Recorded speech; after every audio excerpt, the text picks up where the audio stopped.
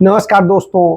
पहलगाम आतंकी हमले में विधवा हुई बेटियां पूछ रही हैं हम आ रहे हैं कि मेरे मांग के सिंदूर को इंसाफ कहाँ कब पे आपका मिलेगा। बेटा कहाँ पे है? पहलगाम कोई आतंकी बात नहीं, हम हमले इनके में साथ हैं, ये प्रेसिडेंट है ना, वही साहब, जिन माओं ने ये अपने साथ बेटे हैं, आपको खोए कोई टेंशन नहीं। वो कह रही हैं मैडम कि आप कोई टेंशन हमें मत लें, हम साथ में। इंसाफ कब अरे मिलेगा। मैडम ये प्रेसिडेंट साहब वो हैं, बहनें आपको किसी पूछ चीज का रही डर हैं नहीं, कि हम मेरे साथ में, राखी आपको को किसी को क्या हुआ है? कब इंसाफ मिलेगा।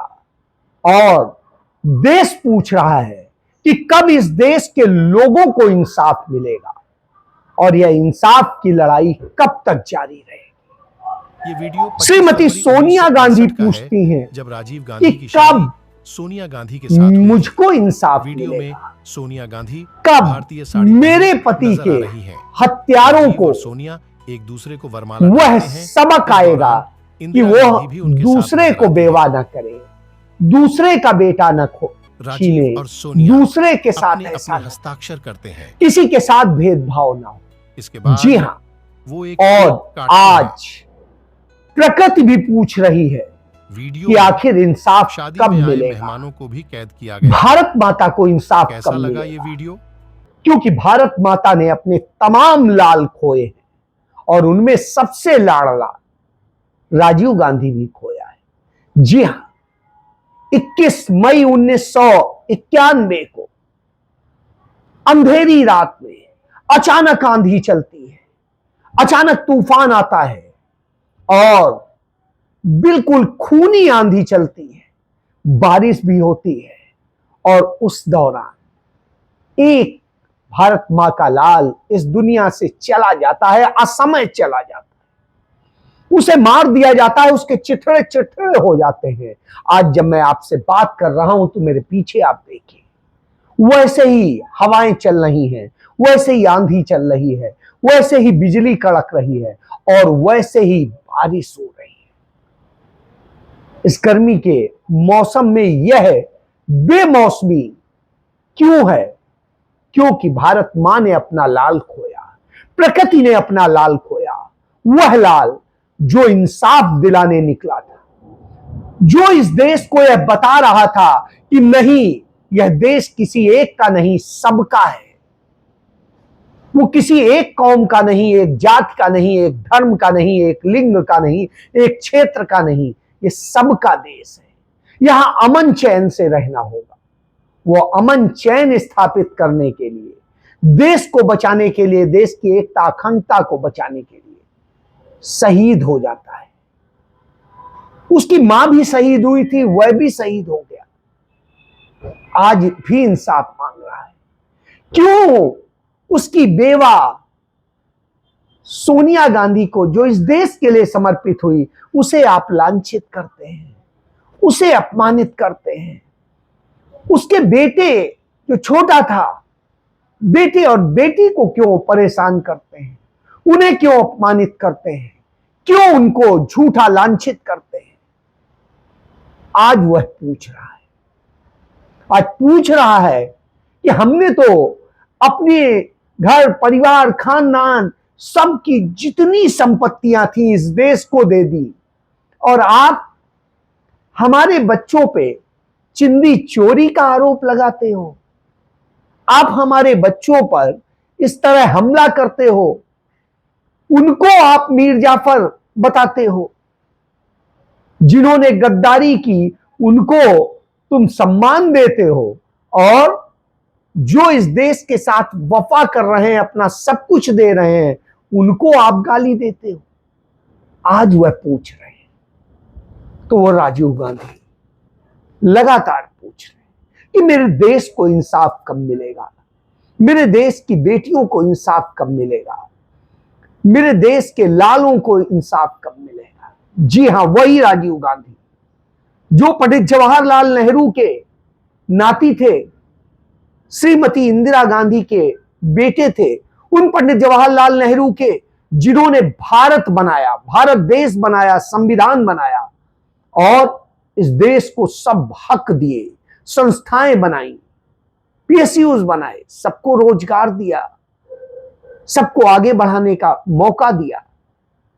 वो इंदिरा गांधी जिन्होंने देश को मजबूत किया, जिन्होंने देश को इतना ताकतवर बनाया कि दुनिया की कोई देश, कोई भी शक्ति भारत को आंख उठा के देख नहीं सकती। आंखों में संजोए 40 साल का युवा और है नायक, जब बदलते परिवेश की उसके राजनीति बेटे वाले भारत का प्रधानमंत्री राजीव बना, गांधी ने तो पूरी इस दुनिया देश की को नजर उस पर सूचना थी। तकनीक हम बात कर रहे क्रांति हैं दी, पूर्व प्रधानमंत्री उसने और देश साइंस में एंड सूचना टेक्नोलॉजी क्रांति दी, लाने वाले राजीव उसने गांधी। इस देश को कंप्यूटरीकरण दिया, उसने इस देश के युवाओं को, 18 साल के युवाओं को मताधिकार दे करके अपना भविष्य चुनने का अधिकार दिया।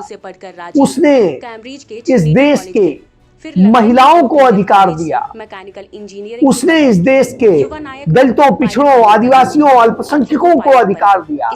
उसने इस देश के हर नागरिक को अधिकार दिया। बच्चों को पढ़ने के लिए मुफ्त में अच्छी शिक्षा के लिए नवोदय विद्यालय स्थापित किए, साक्षरता अभियान चलाए और न जाने क्या क्या। ऐसी मोहब्बत, क्या ऐसा था नहीं एहसास दिया? आज भी पंचायती राज एक दिया, बेटे के रूप में ग्रामीण अपना फर्ज विकास अदा करने के दिया, लिए मां इंदिरा के सपनों हर को चीज पूरा दी, करने हर के लिए दिशा में काम राजीव जी ने राजनीति में प्रवेश किया। और जब ये सब कुछ बना के खड़ा राजीव किया, जी के कार्यकाल में तब भी इस में देश सूचना की क्रांति देश और की विकास जनता की नई इबारत ली। झूठे आरोपों पे यकीन सूचना कर लेती क्रांति, है राजीव और जी उसे हटा सूचना देती क्रांति है। के जरिए भारत उसके को साथ आधुनिकता में की ओर लेकर गए। जैसा व्यवहार जिस करती डिजिटल है, इंडिया की चर्चा तकलीफ दे है, उसकी होता है। संकल्पना राजीव गांधी अपने उसने जमाने में कर चुके भारत की एकता, अखंडता को कंप्यूटर मजबूत क्रांति, करने के लिए राजीव जी का मानना कि था, जिससे देश की श्रीलंका युवा में पीढ़ी को चीन न आगे घुस लेकर जाए, जाना है। वहां उसके शांति लिए सेना कंप्यूटर भेज और के विज्ञान की अपने शिक्षा लोगों को भी बहुत जरूरी संरक्षित किया वोट देने और की उम्र सीमा घटाई। श्रीलंका को राजीव भी जी ने अपने वोट काबू देने में की लिया। उम्र की सीमा मालदीव 21 से में घटाकर उसने 18 अपनी सेना और भेजकर युवाओं को चीन के मताधिकार वर्चस्व को दिया। खत्म किया एक सशक्त और उसे लोकतंत्र अपने साथ लिया। युवाओं की नेपाल को भागीदारी अपना सुनिश्चित बनाया, की।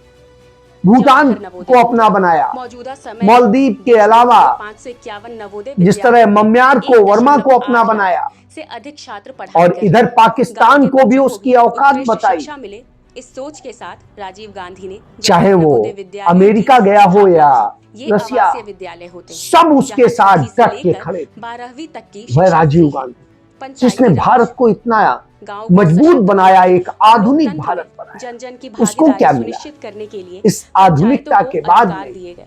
महिलाओं को शरीर के 33% चिथड़े आरक्षण का चिथड़े अधिकार। जो राजीव उसका जी का परिवार मानना भी था, नहीं पहचान लोकतंत्र में सकता सबकी कि भागीदारी कौन सा हिस्सा सुनिश्चित क्या होगी, है। तभी देश का विकास होगा। इसलिए उन उन्होंने महिलाओं चिथड़ों को बिन 33% करके आरक्षण उसका दिया। अंतिम संस्कार युवा किया। नायक राजीव जी ने भारत के वह सपनों राहुल को गांधी उड़ान का दी, क्या दोस्त जो था, आज पूरी और दुनिया प्रियंका पूरी गांधी होती का देख क्या रही है। दोस्त था, बहुत कम समय तो में सोनिया हमारे गांधी हीरो का ने क्या दोस्त भारत था माँ की और सेवा में राजीव अपने गांधी का प्राणों क्या की दोस्त था आहुति दे दी। यह कि वो देश देश हमेशा को उनका बना ऋणी रहे थे, रहेगा। इसे मिट्टी की मजबूत कर मोहब्बत रहे में थे, हम अशुभता इसे सहे, मोहब्बत दी थी वो उन्होंने, कर्ज उतारे हैं जो बनते भी इसलिए खत्म कर दिया। आज तक न्याय नहीं मिला है उस परिवार को। न्याय मांग रहा है, जैसे पहलगाम की वह बेटियां न्याय मांग रही कि महीना भर हो गया है। क्या किया मोदी जी? बड़ी बड़ी बातें। आपकी तो हिम्मत यह भी नहीं हुई कि आप पहलगाम चले जाओ, आपकी हिम्मत तो यह भी नहीं हुई कि आप कश्मीर चले जाओ, और आपकी हिम्मत तो मणिपुर जाने की भी नहीं हुई। सवाल तो हैं, और ऐसे में उन सवालों से बचने के लिए जो सवाल करते हैं उन पर कैसे हमला किया जाए, इसका काम होता है। झूठे मुकदमे ईडी के दर्ज कराएंगे राहुल गांधी पे, सोनिया गांधी पे। अपने ही घर में कोई चोरी करता है क्या? लेकिन इस तरह के आरोप लगा करके उन्हें बदनाम किया जाएगा। उनके ऊपर तमाम क्रिमिनल केस, डिफेमेशन के केस दर्ज किए जाएंगे, क्योंकि वो सच बोल रहे हैं। इस देश के लोगों को इंसाफ दिलाने की लड़ाई लड़ रहे हैं, उसके लिए संघर्ष कर रहे हैं। और जब इंसाफ की लड़ते हैं तो इस देश की जनता इतनी दोगली हो जाती है कि उनको लांछन देती है, आरोप लगाती है। सवाल है, सवाल और भी हैं। सवाल ये भी है कि अशोक यूनिवर्सिटी के प्रोफेसर अली खान महमूदाबाद ने आखिर गलत क्या कहा था? राहुल गांधी बार बार यही तो कहते हैं कि भाजपा, आरएसएस ने, नरेंद्र मोदी ने अपने संघ के लोगों को तमाम संवैधानिक संस्थाओं में बैठा दिया है, जिससे कि वो मनमाना अन्याय करें। तो आज देखने को मिला कि जब अली महमूदाबाद का केस लेकर के कपिल सिब्बल पहुंचे जस्टिस सूर्यकांत की कोर्ट में, तो जस्टिस सूर्यकांत, वही सूर्यकांत जिसे आरएसएस ने चौटाला सरकार में एडवोकेट जनरल लगवाया था, अटल बिहारी वाजपेयी चलते चलते हाईकोर्ट का जस्टिस बना गए थे, और नरेंद्र मोदी ने गोगोई से, रंजन गोगोई, वही रंजन गोगोई, उनसे उसे हाईकोर्ट का जस्टिस बनवा दिया था, चीफ जस्टिस, और फिर उसी से ही उसे सुप्रीम कोर्ट ले आए थे। तो अब आप सोचो, जब इस तरह से किया हो तो फिर तो वही कहेगा।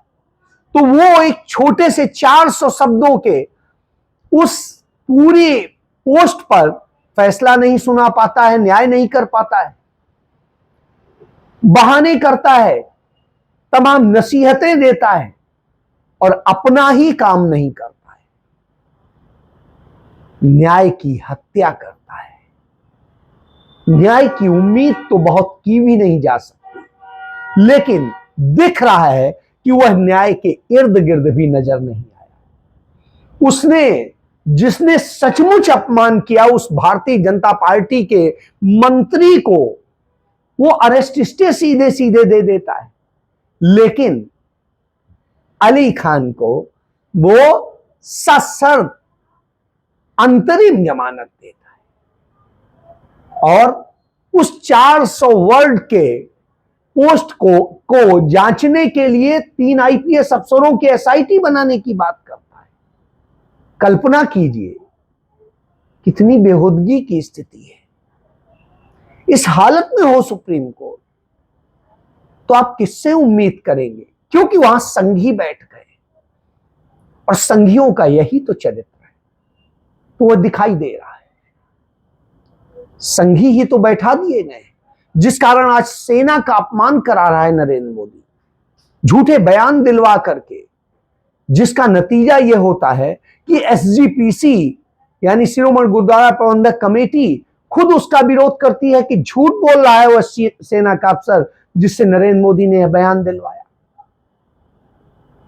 इस तरह के झूठ करके, अपने पोस्टर कटआउट लगवा करके लाशों पर राजनीति कर रहा है, और दूसरे को कहता है राजनीति मत करो।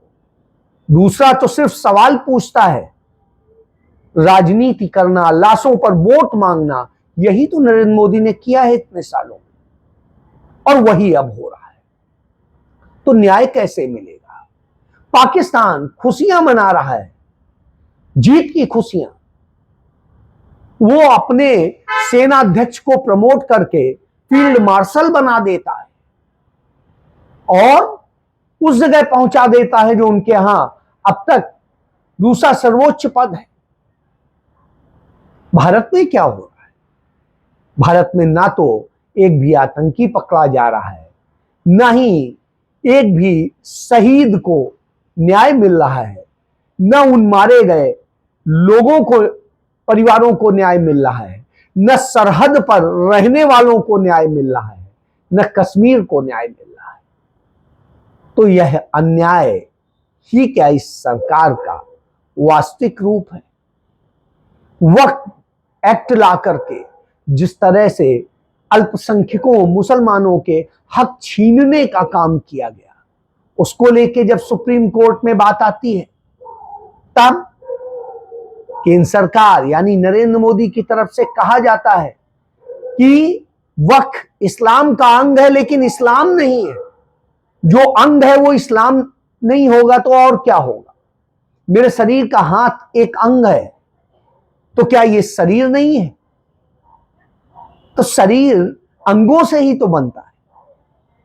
तो इससे समझा जा सकता है कि जिस तरह से दूसरों के हड़प लेना, हक मार लेना, ये सब हो रहा है, और उसके बाद हत्याएं की जा रही, और इंसाफ बिल्कुल नहीं। राहुल गांधी अपने पिता की उस समाधि पर जाते हैं, पुष्पांजलि अर्पित करते हैं, और चलते वक्त वहां से एक फूल वो उठा लेते हैं और अपनी जेब में डाल लेते हैं, माथे पे लगाएंगे। याद करेंगे कि मेरे पिता, जिनको मैं देख नहीं सका, शकल भी नहीं देख सका, क्योंकि वो चिथड़े चिथड़े हो गए। राजीव गांधी चिथड़े नहीं हुए थे, इस देश का न्याय चिथड़ा हुआ था। सामाजिक, आर्थिक, भौतिक जो आधुनिक भारत बन रहा था, समाजवाद के ढंग से बन रहा था, उसे खत्म कर दिया गया था। लांछन लगा के, झूठे लांछन लगा के खत्म कर दिया गया था, जैसे लांछन आज राहुल गांधी और सोनिया गांधी पे लगाए जाते हैं। उनके परिवार पर सदैव इस तरह से हमला किया गया, वही हमला आज भी हो रहा है। लेकिन फिर भी वह परिवार इस देश के न्याय के लिए लड़ रहा है, और सतत लड़ाई इसीलिए प्रकृति रो रही है, इसीलिए बिजली कड़क रही है, और इसीलिए हवाएं चल रही हैं, बारिश हो रही है। उस समय जब उनकी हत्या की गई, तब भी इसी तरह हुआ था, और आज इतने सालों बाद भी उस तारीख को वैसे ही हो रहा है जैसा तब हुआ था। जी हां, सामने जय